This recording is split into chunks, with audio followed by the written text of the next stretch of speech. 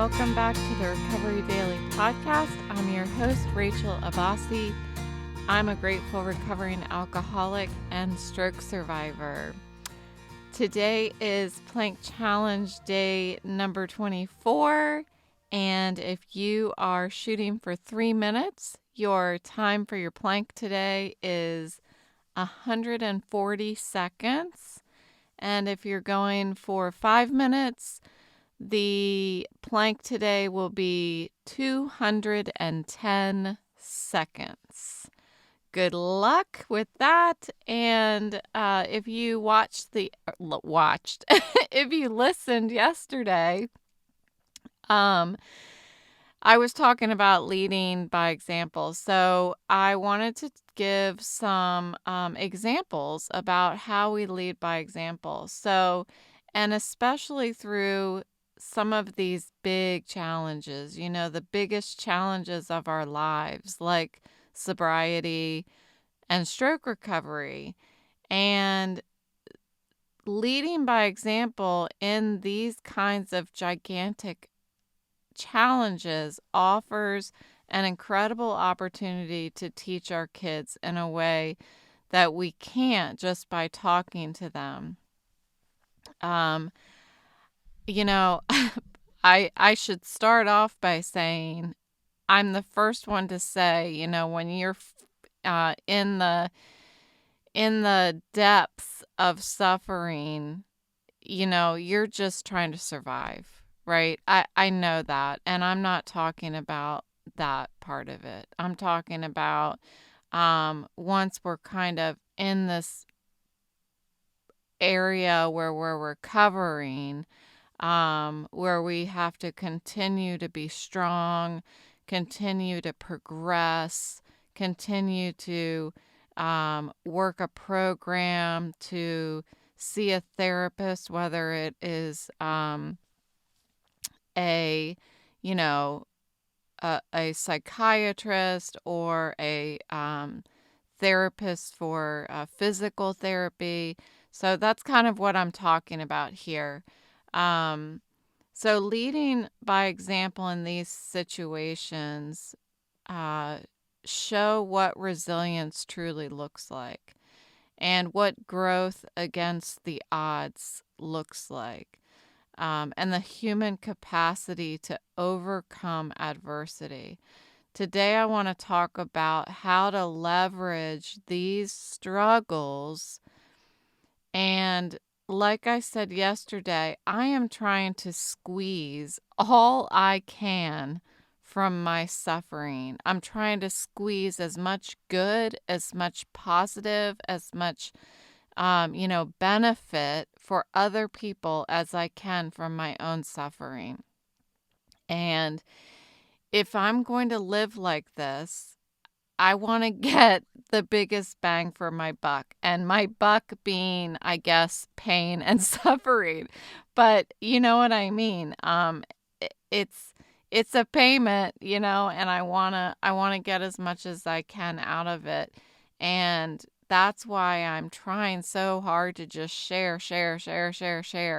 I want people to hear my story. I want people to resonate. I want people to reach back out to me and tell me that they can relate. It's not going to stop me. If I don't hear from people, I'm going to keep sharing because that's what I need. And I just know there's people listening that are resonating with what I'm saying.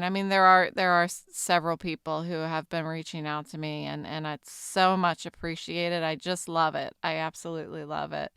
So here we go. We're going to talk about the ways that we can lead our kids by example in recovery. And honestly, it doesn't matter if you're in recovery or not. And that's a lot of these episodes. It doesn't matter if you're in recovery. You'll probably be able to relate, is my guess. So this is broken down into 3 parts. So part number 1 that I'm going to be talking about is sharing your journey openly with your kids. So sharing your journey the first part of that, how am I describing this? So there are 3 parts, and each part is broken into 2 components. So part 1, component 1, I'm just making it more confusing. Okay, sharing your journey. So transparency. I mentioned yesterday that I felt like talking too much about what I'm going through with my kids. I felt like I was just going to stress them out.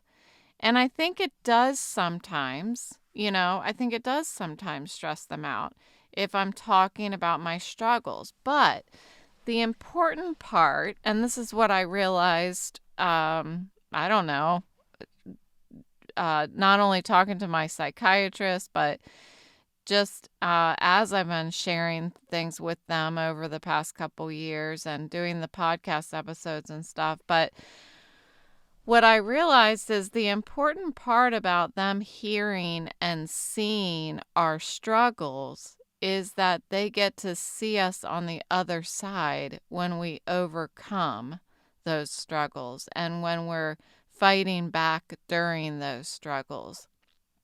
So it's like how I choose to record and not edit my podcast episodes on days that I'm suffering or I'm in pain or I'm crying.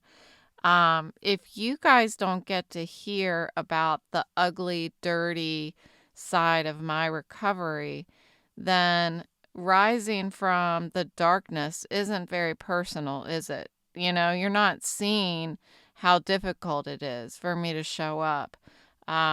So it's the same with sharing my stuff with my kids about what I'm going through. If they don't see or understand how much pain I'm in, they're not going to see how much I'm fighting for myself to keep going and to keep functioning and fighting for my joy every day. So sharing your story of sobriety or recovery from a stroke with openness and honesty. Let them see where you've been and the challenges that you've faced and how you've overcome them. It doesn't mean that you're focusing solely on the hardships, but also highlighting the victories, no matter how small they seem to be. And your story can teach your kids the value of perseverance and the importance of seeking help when you need it. Like when I'm really struggling, picking up the phone, and calling them, I really just needed to hear your voice.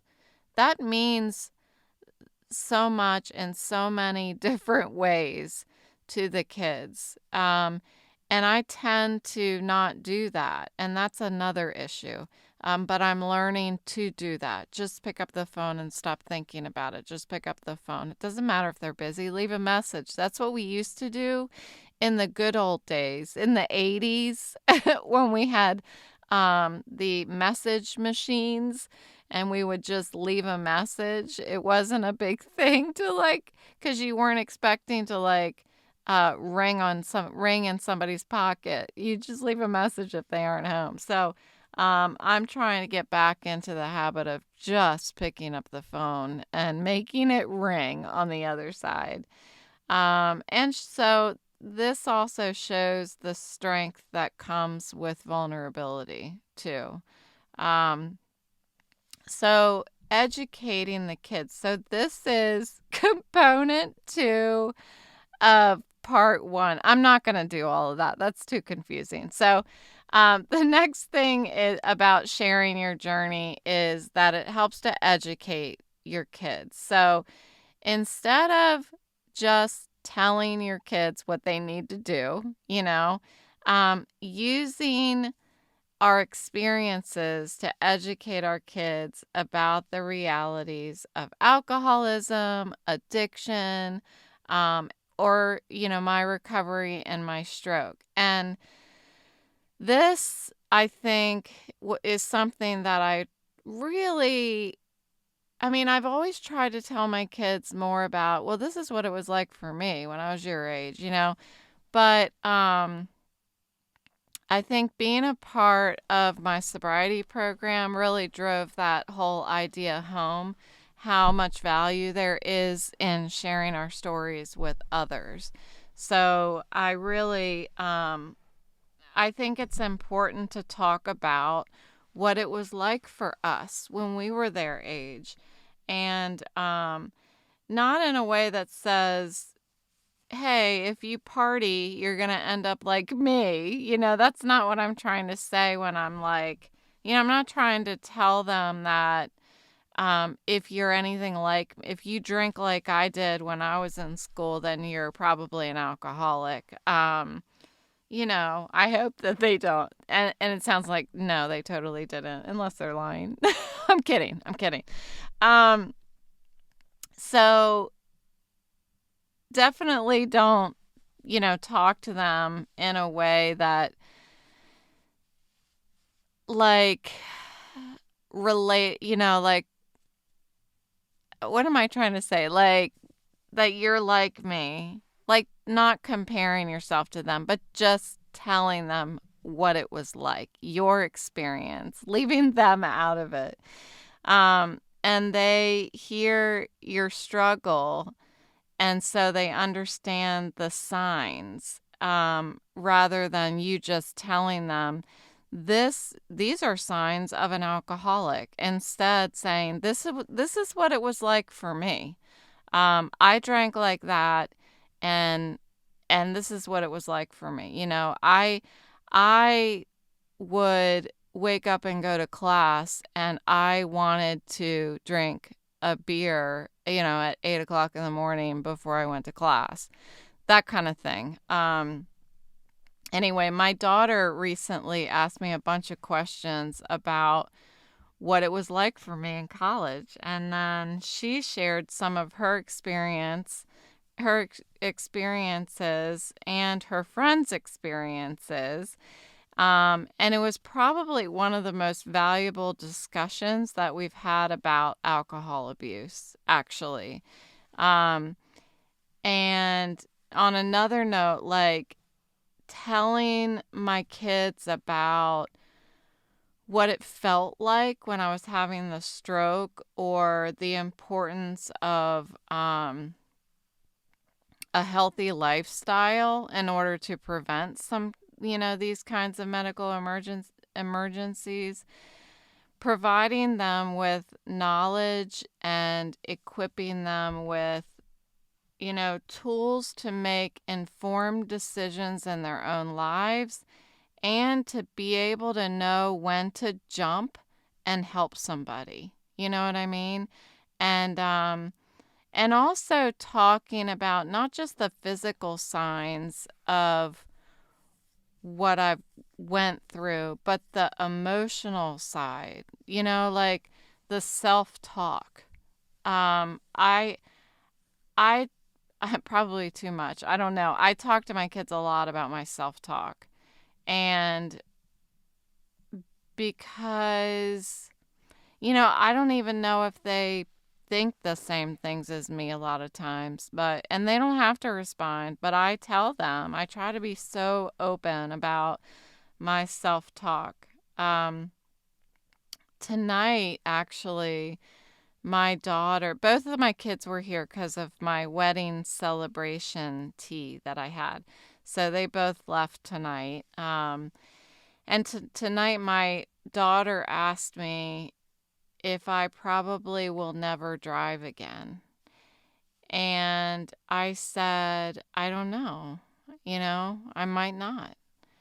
And she asked me how I can say that so matter-of-factly. And I said, to be honest, it's because I cried about it 5 months ago.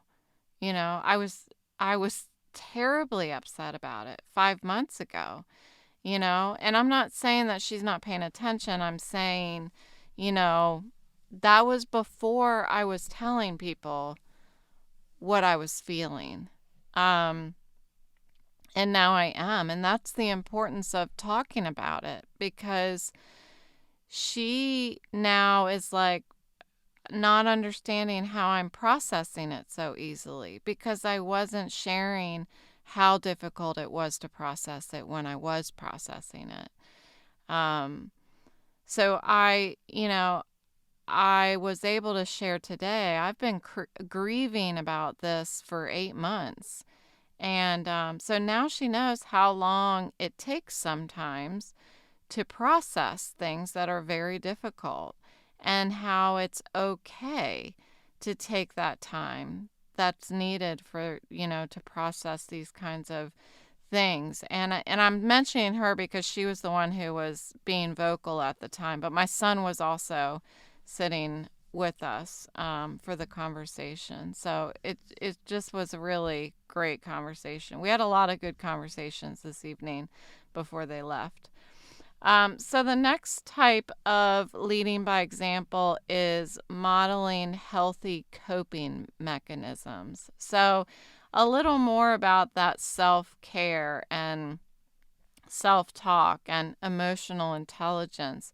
So showing our kids the importance of self-care by actively engaging in practices that promote our own physical and mental health. So whether that's through regular exercise, meditation, attending support groups, or pursuing hobbies, letting our kids see how we are prioritizing ourself. And I know that I'm not unique in this. Being a parent, I never prioritized myself, ever. Ever.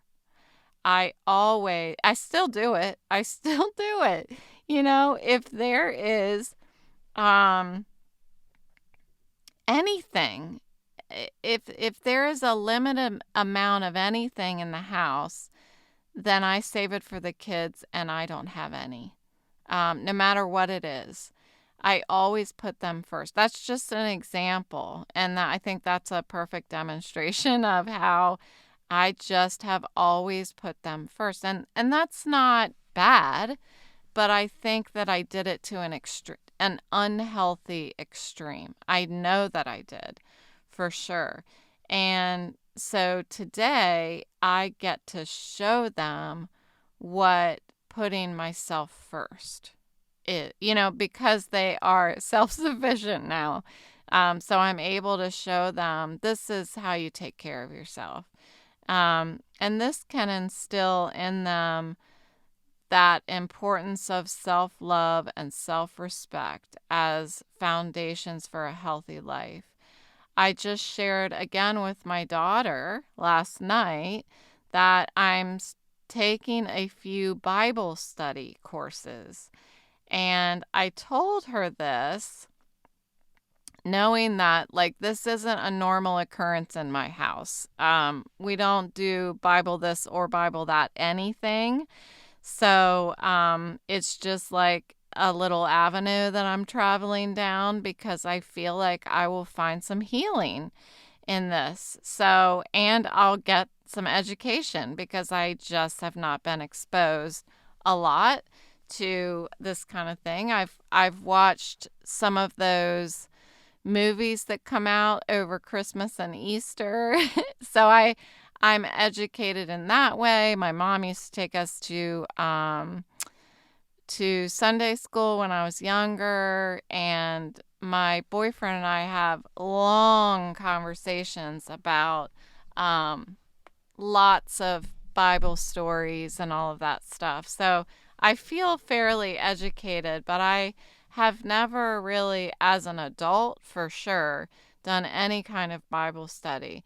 And I have had, it's like everywhere I go, there's something that's telling me that I need to pursue this avenue. It's just like every kind of support thing that I try to go to is always a little leaning towards religion or, that kind of thing. So anyway, I told her that I was taking a few Bible study courses, and I wanted her to see, I didn't want her approval or disapproval or anything like that. I wanted her to see how I'm reaching out beyond my normal comfort zone to seek support for my mental well-being. And after I told her this is what's interesting. After I opened that door, and I said it out of nowhere, we weren't talking about, and we were just kind of chit-chatting. And after I told her that, she shared some private stories of her own with me about the same topic. And I wouldn't have gotten to hear that had I not just opened the door. So you never know what you're going to hear back if you get uncomfortable, So demonstrating how to deal with emotions in a healthy and constructive way. That's why I'm doing all of this stuff. I am continuing to seek. I'm just seeking all the time instead of bottling up my feelings or, um, you know, expressing them in some way that's not healthy. And I can't think of an example, but instead, communicating openly, seeking support from others, and processing emotions through writing or art or doing my podcast. Our emotional resilience can serve as a guide for our kids, for how to navigate their own feelings. This afternoon, I was sharing with my son some of my conversations that I've been having with my psychiatrist, and I talked to her about how my biggest regret is not calling my son very much when he went off to college. And so I shared with him some of my really deep-rooted fear of abandonment and how I'm discussing the correlation to how I react when people go away. So that's a whole nother topic that I'm not going to go down right now, but it's absolutely an episode that I think, would be great for me to talk about. So, but the more, if I reel that in a little bit, the more I share about real fears like that, the more he will know that fears are healthy and that there are solutions to addressing them, and I'm pursuing one of them right now. I'm pursuing talking to a psychiatrist about this fear and what it's causing me to do things that may be hurtful to other people, like him, like not calling him at school. So, yeah, and when I told him this, just to kind of round out the story, he shared his thoughts a little bit, and it opened up more conversation. I mean, we have a great relationship, my kids and I, so I think it's because I've always tried to be really open with them, but I'm still doing that, and it seems to be really healthy for all of us.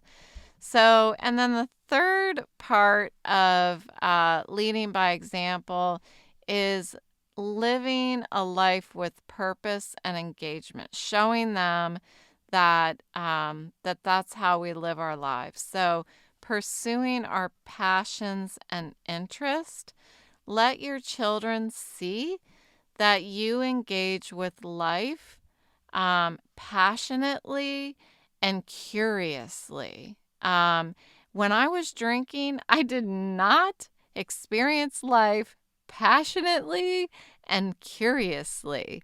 While today, if I see a squirrel, if I see a squirrel, I will turn and look at the squirrel and like appreciate it, you know? I will be like, look at the color. It's like dark on the outside, but you can see like underneath that dark, it's like a really light brown. You know, I'm amazed. I'm amazed by such simple things now. And I like to talk about it. I talk about it with whoever is willing to listen. And and so this can go with, simple things like that, like just what we see out in nature, but also things like continuing our own education or volunteering, exploring new hobbies, showing our kids that life, as we get older, can be fulfilling.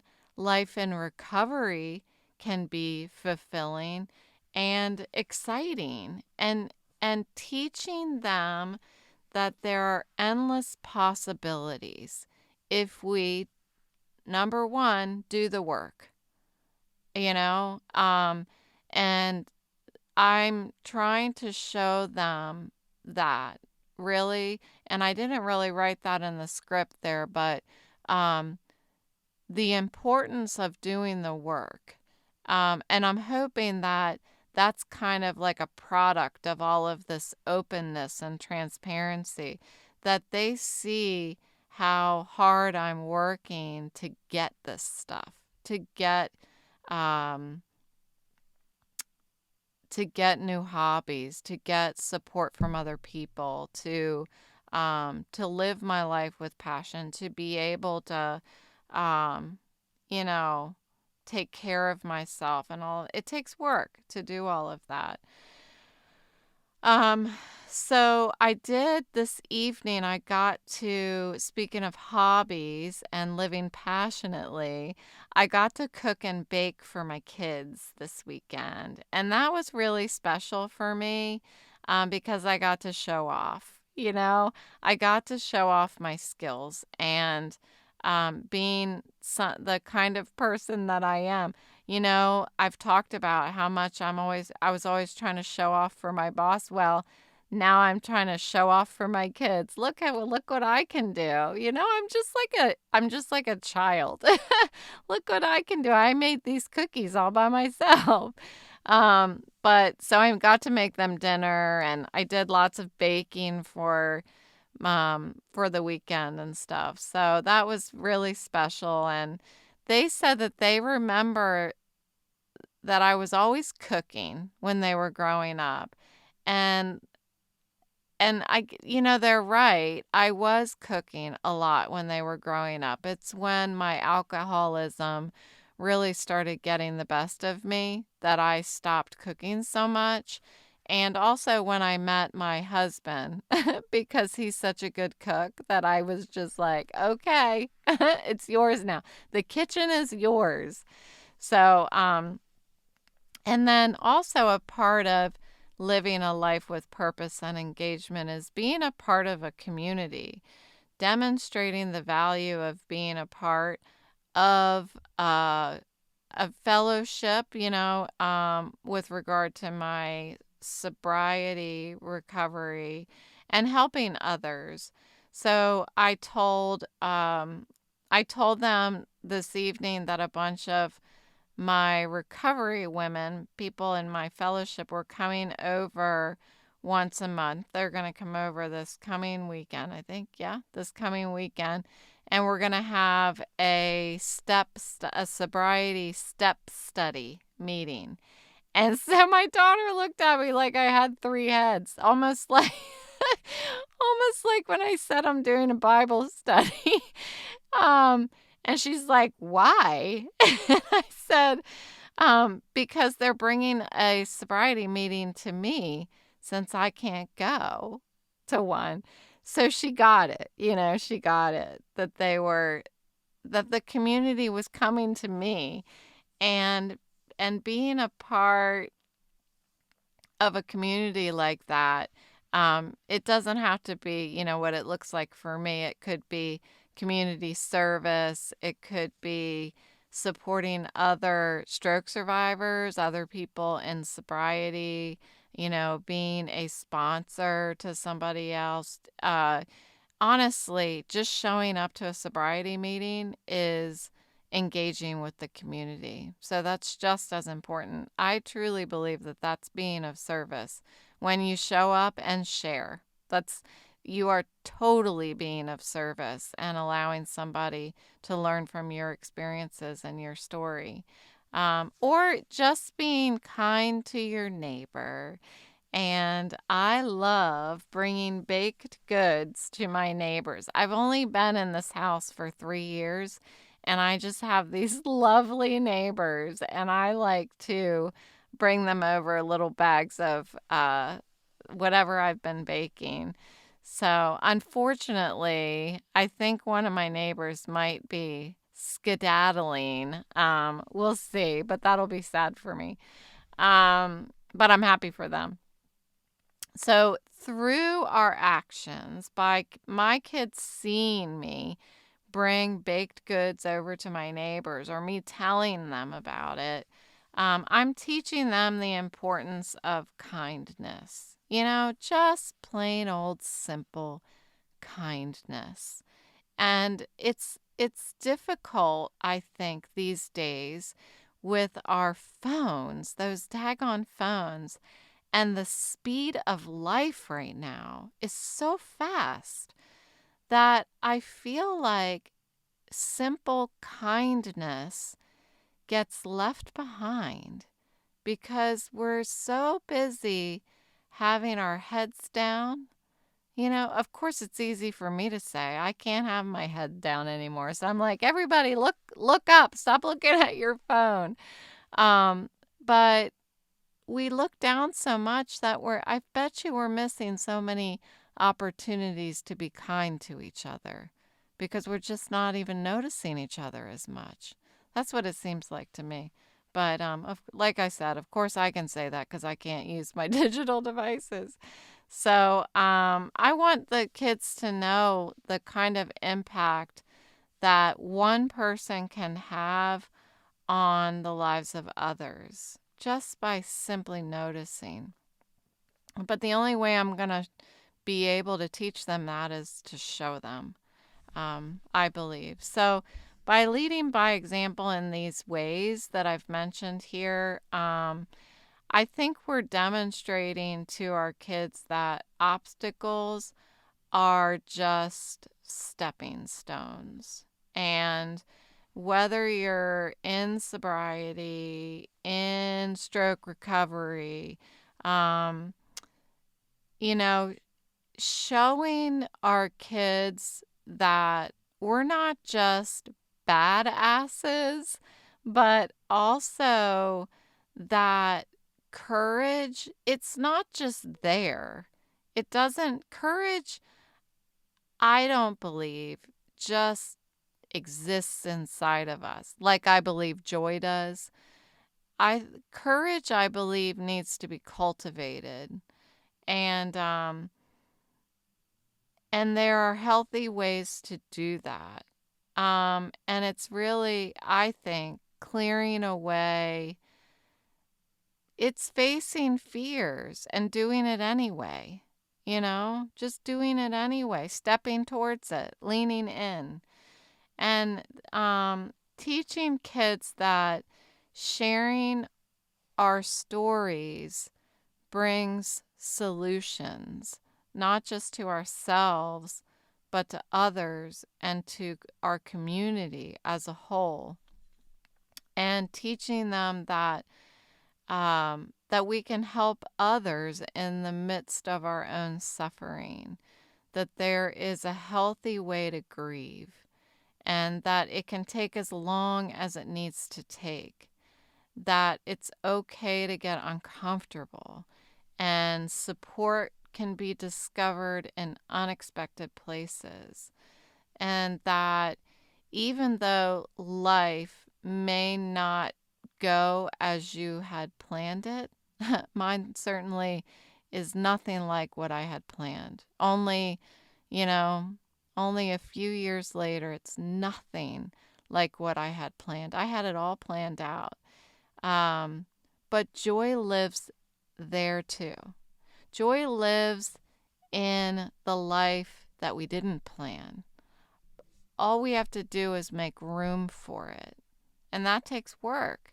It takes work to clean up the mess and and and be able to surface the joy.